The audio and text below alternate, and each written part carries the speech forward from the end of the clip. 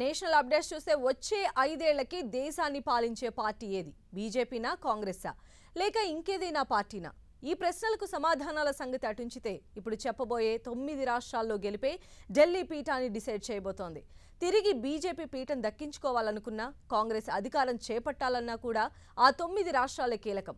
మోదీని ప్రధాని పీఠంపై నిలిపింది కూడా ఆ 9 రాష్ట్రాలే. ఇంతకీ ఏవా 9 రాష్ట్రాలు?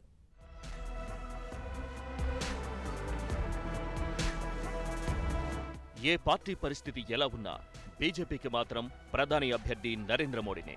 ఆయన్ను కాదని మరో క్యాండిడేట్ని బీజేపీ ప్రకటించలేదు. 2014లో పీఠాన్ని అనూహ్యమైన ఆధిక్యతతో గెలిపించిన మోడీ తిరిగి ఆ మ్యాజిక్ చేయగలరా? చేస్తారు. అదెలాగంటే ఉత్తరప్రదేశ్, బీహార్, మధ్యప్రదేశ్, రాజస్థాన్, మహారాష్ట్ర, గుజరాత్ ఓ రకంగా ఇవి ఒకప్పుడు బీమారు రాష్ట్రాలనేవారు. ఇప్పుడు ఆ పరిస్థితి లేదు. ఈ 6 రాష్ట్రాల్లో గెలవగలిగితే బీజేపీ తిరిగి పీఠం దక్కించుకోవడం ఖాయమంటున్నారు. ఇక్కడ ఇంకో విషయం గమనించాలి. ఉత్తరాఖండ్, జార్ఖండ్, ఛత్తీస్గఢ్ని కూడా కలిపి విశ్లేషకులు గెలవాలని చెబుతున్నారు. కానీ అంత సీనుందా? ఎందుకంటే వీటిలో మధ్యప్రదేశ్, రాజస్థాన్లో ఆల్రెడీ బీజేపీ అసెంబ్లీ ఎన్నికలలో ఓటమి పాలైంది. గుజరాత్లో బోటాబోటీగా ప్రభుత్వం ఏర్పాటు చేయగలిగింది. ఈ 9 రాష్ట్రాల సంగతే ఎందుకు చెబుతున్నారంటే మొత్తం ఎన్నికలు జరిగే సీట్లలో 278 ఎంపీ సీట్లు వీటిలోనే ఉన్నాయి. 2014 ఎన్నికలలో బీజేపీ ఇక్కడి నుంచే ఎక్కువ సీట్లు దక్కించుకుంది. ఇక్కడే పార్టీకి బలమైన ఓటింగ్ జరిగింది. మరిప్పుడు అలానే జరుగుతుందా? మోడీ మ్యాజిక్ తిరిగి పనిచేస్తే మాత్రం బీజేపీకి 2019 లోక్సభ ఎన్నికలు కేక్ వాక్ అనే చెప్పాలి. అయితే పరిశీలకులు మాత్రం అదంత సులభం కాదంటున్నారు. ఎందుకంటే 2014 వేరు, 2019 వేరు. అప్పటి మిత్రులు ఇప్పుడు ఎన్డీఏలో లేరు. ఉత్తరప్రదేశ్ విషయం చూస్తే బువా భటీజా అంటే పొలిటికల్ అత్తాల్లులుగా చెప్పుకుంటున్న మాయావతి, అఖిలేష్ యాదవ్ కలిసి పోటీ చేయబోతున్నారు. ఇది 80 సీట్లున్న యూపీలో బీజేపీ గెలిచే సీట్లపై తీవ్ర ప్రభావం చూపనుంది. ఇప్పటికే విడుదలైన సర్వేలలో కూడా ఈ విషయం స్పష్టంగా కనిపించింది.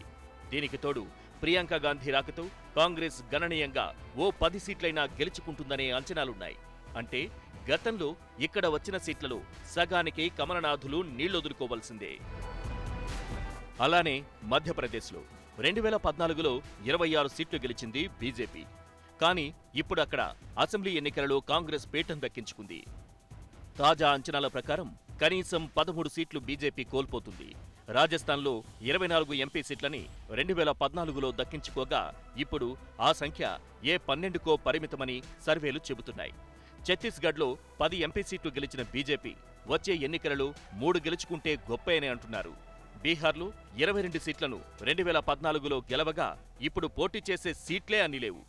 ఇలా ప్రతిచోట ప్రతికూల వాతావరణం కనిపిస్తున్న తరుణంలో BJP Modi magic, surgical strikes, Ayodhya వంటి అంశాలపై మాత్రమే ఆధారపడి ప్రచారం సాగిస్తోంది. విలియం లాండే అనే ఓ అమెరికన్ నవల రచయిత టెన్షన్ వాతావరణంలో హేమా హేమీల మధ్య ఉండే పోటీతోనే రసవత్తరమైన కథలు పుడతాయి అంటారు. ఇప్పుడు భారత్లోనూ అలాంటి వాతావరణమే కనిపిస్తోంది. మే 23 దాకా అలాంటి ఎన్నో కథలు మనం చూస్తుండొచ్చు.